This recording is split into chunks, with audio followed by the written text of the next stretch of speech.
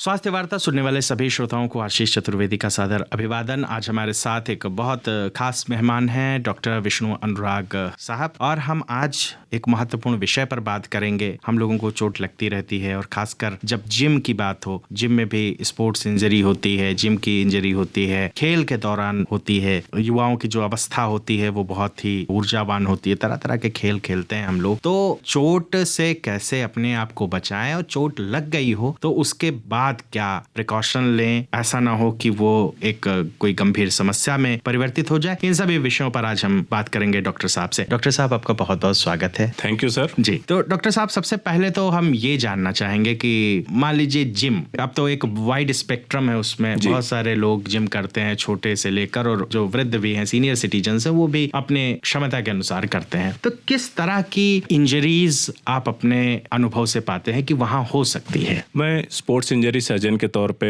आजकल जब मैं अपनी ओपीडी में देखता हूँ तो मैक्सिमम जो नवयुवक हमारी ओपीडी में आते हैं तो उनको शोल्डर से रिलेटेड या नी में प्रॉब्लम रहती है, बैक पेन रहता है, और कारण पूछने पता चलता है कि अभी हमने नया नया जिम शुरू किया है, या सर जो हमें नहीं करना चाहिए था उससे ज्यादा कर लिया, ज्यादा वजन उठा लिया, टेक्निक प्रॉपर नहीं थी, बिना ट्रेनर के हमने जोश जोश में हमने सोचा कि ट्रेनर क्या कराएगा, हम खुद से ही कर लेते हैं। तो ये रहता है। फिर मैं देखता हूँ कि आजकल जो बहुत अच्छा एक बहुत बढ़िया ट्रेंड चला है कि 50+ वाले लोग भी जिम की तरफ बढ़ने लगे हैं, या उन्होंने मॉर्निंग वॉक शुरू की है थोड़ा सा अपने को फिट रखने के लिए। तो इस तरह के लोग भी रहते हैं, उनके साथ भी यही प्रॉब्लम रहती है कि सडन इंक्रीज इन एक्टिविटी, कि मान लीजिए थोड़ा थोड़ा कर रहे हैं, अचानक से उनको किसी दिन लगा कि आज थोड़ा हम ज्यादा कर लेते हैं, तो उसमें उनको पेन शुरू होता है कंधे में, बैक में। तो इसमें दो पार्ट में देखता हूँ ज़्यादा प्रॉब्लम रहती है। और जो मॉर्निंग वॉकर्स हैं उनके जो है मैं देखता हूँ पैरों में और काफ मसल, जो घुटने के नीचे पीछे की तरफ मांसपेशी रहती है, उसमें दर्द रहता है। तो ये कुछ कॉमन चीज़ें हैं। तो आज बहुत अच्छा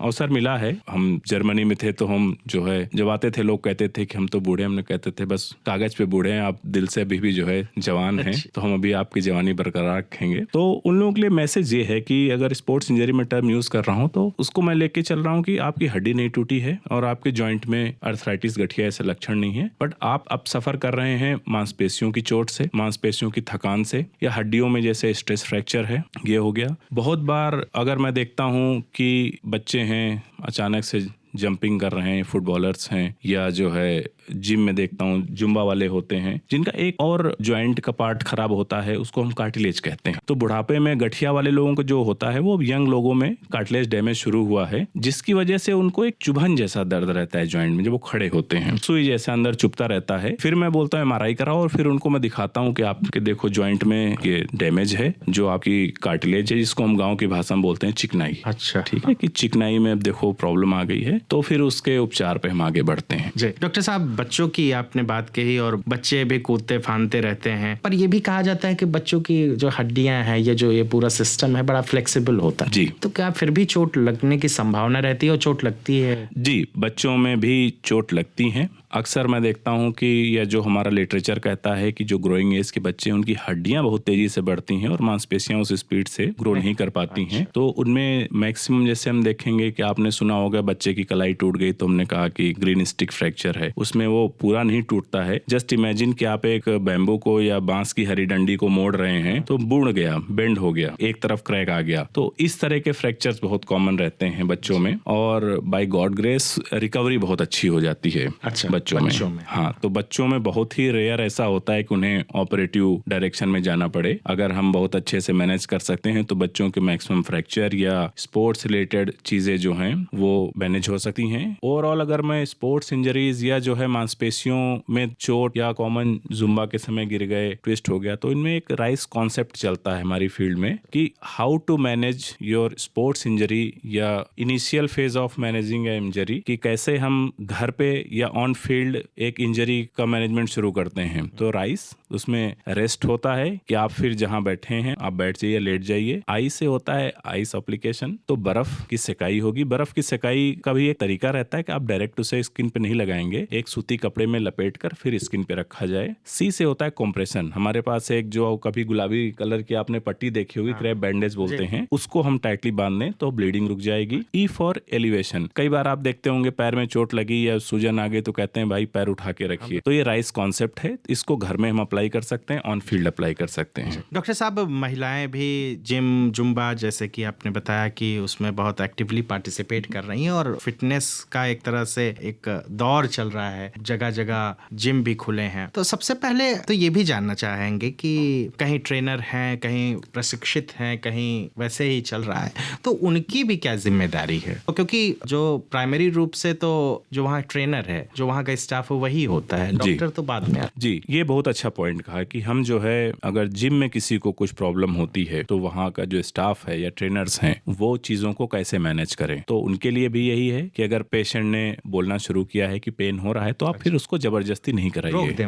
वहीं रोक दीजिए। यस, और आपके पास बर्फ रखी रहती है, जो अभी मैंने कहा कि आइस एप्लीकेशन, एक क्रैप बैंडेज आप बांध के फिर उसको, या तो अगर बहुत माइल्ड सी चोट है, लगता है कि मैनेज जाएगा, तो उसे घर भेज दीजिए, जो भी जिम जाने वाले लोग हैं। और अगर आपको लगता है कि अचानक से सूजन बढ़ गई हो, आदमी या जो भी व्यक्ति है वो खड़ा नहीं हो पा रहा है, तो फिर आप उनको सीधे हॉस्पिटल भेजिए ताकि एक अनुभवी डॉक्टर उनको देख सके और आगे की उचित सलाह और मैनेजमेंट पे फोकस किया जा सके। डॉक्टर साहब, महिलाओं में एक अवस्था के बाद मेनोपॉज भी आता है, उसमें भी जो उनकी हड्डियां हैं कमजोर होने लगती हैं और युवा अवस्था में भी समस्याएं रहती हैं, तो वो अपने स्केलेटल हेल्थ है उसको कैसे? मैं जब भी देखता हूँ फीमेल्स को तो मैक्सिमम 80% जो पेशेंट पेन वाले रहते हैं वो फीमेल्स ही रहती हैं। तो कई बार दुख आता है कि शायद नेचर उनके साथ फेयर नहीं कर रहा है कि इतना सारा काम, वर्कलोड और फिर शरीर भी कमजोर होता है। तो मैं सारी जो महिलाएं हैं उनसे रिक्वेस्ट करूंगा कि आप बिल्कुल अगर जिम जाती हैं तो आपको सैल्यूट, आप जाइए और जितना ज्यादा हम मांसपेशियों का मूवमेंट करेंगे, एक्सरसाइज करेंगे, उतना ज्यादा ही विटामिन डी और कैल्शियम बोन में डिपॉजिट होता है।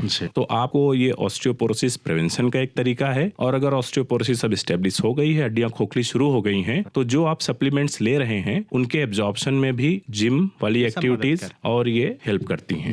डॉक्टर साहब, विटामिन डी बहुत चर्चा में रहता है, विटामिन डी शैशे आता है, गोली भी आती है, कितना ये प्रभावी होता है इसको लेना? और हमारा जो है सूर्य है, सनलाइट तो काफी कम हो ही गई है, उसका एक्सपोजर काफी कम हो गया है, तो इसके बारे में आपकी क्या राय है? आज के समय में अगर मैं देखता हूँ, अगर मैं बहुत प्रैक्टिकल बात करता हूँ, अपनी सारे डेटाज जिसकी बात कर रहा हूँ मैं अपनी खुद की ओपीडी से, तो बूढ़े लोगों को तो छोड़ ही दीजिए, जो यंग लोग आ रहे हैं, मतलब 25 के बाद वाले, ठीक है। रिसेंटली 3 दिन पहले एक 15 साल की स्कूल गोइंग बच्ची है, उसको शोल्डर में पेन है, सब कुछ देख लिया, सब ठीक है, फिर अचानक मैंने उसको कहा कि चलो एक विटामिन डी कर लो। तो जो विटामिन डी 30 से कम नहीं होना चाहिए, जहां से डेफिनेशन उसका 15 था बस, आधा है, ठीक आधा है। तो यहाँ से मुझे लगता है कि मैं जितने पेशेंट को बोलता हूँ कि एक बार आप विटामिन डी चेक कराओ तो उनका कम निकलता है। तो ये विटामिन डी डेफिशिएंसी बहुत कॉमन है और इसके कुछ सिम्टम्स ऐसे रहते हैं कि हमें मल्टीपल जॉइंट पेन शुरू हो जाता है, थकान रहती है, खास तौर पे जब शाम शुरू होती है तो लगता है बस अब दिन खत्म हो जाए और हमें बेड मिल जाए,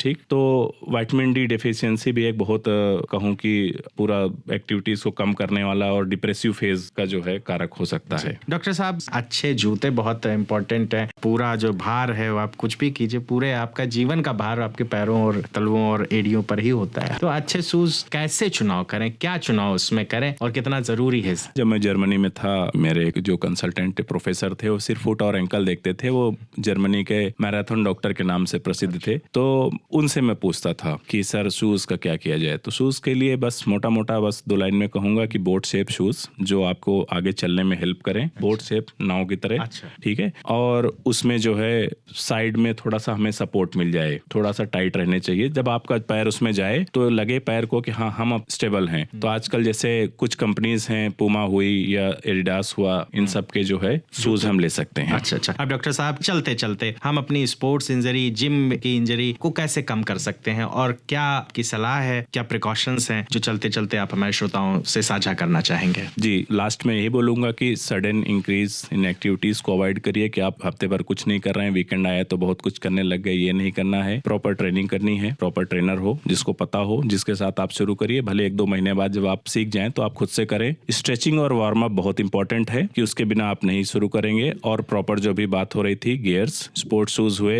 या सपोर्ट सिस्टम, वो लेके चले। और एक बार अगर आपका शरीर कह रहा है हमें दर्द है तो आप प्लीज वो एक्सरसाइज ना करें, एक बार अपने डॉक्टर से मिले। जी, डॉक्टर विष्णु अनुराग को आप श्रोता हमारे सुन रहे थे, जिन्होंने स्पोर्ट्स इंजरी और जिम में जो समस्याएं हैं उस पर बात की और आपको प्रिकॉशन भी बताया कि कैसे आप सावधानी से अपने आप को स्वस्थ रख सकते हैं। डॉक्टर साहब, आप आकाशवाणी के स्टूडियो आए, आपका बहुत बहुत धन्यवाद।